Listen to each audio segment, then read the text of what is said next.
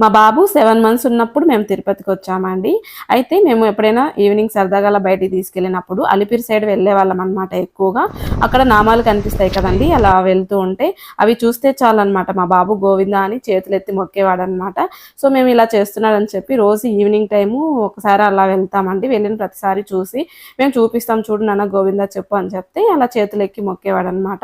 అలా రోజు తీసుకెళ్తేవారు. 1 ఇయర్ లోపు మంచిగా మాటలు కూడా వచ్చాయి. గోవిందా గోవిందా అని అరిచేవాడండి. చాలా బాగా అనిపిస్తుంది. తర్వాత మా పాప పుట్టిన తర్వాత కూడా మేము అలాగే చేసాము. తనకు కూడా అలాగే నేర్పిస్తూ వచ్చాము. అంటే మాకు అలిపిరి సైడ్‌కి మాకు ఒక ఎఫెక్షన్ అనేది ఏర్పడిందనమాట. పిల్లలిద్దరిని తీసుకెళ్ళి వాళ్ళని అటువైపు సరదాగా తీసుకెళ్తూ వాళ్ళు ఆ గోవింద నామాలు చూసి హ్యాపీగా గోవిందా గోవిందా అని అరుస్తుంటే మాకు భలే అనిపించేదనమాట. ఇప్పటికీ ఇద్దరి పిల్లల్ని అలా బైక్ మీద తీసుకెళ్తూ వాళ్ళకి గోవిందా అని చెప్పిస్తూ మాకు అలవాటైపోయిందనమాట. అంటే పిల్లలు కొంచెం మాటలు నేర్చుకున్నప్పటి నుంచి అలా చెప్పించి వాళ్ళకి అలవాటైపోయింది.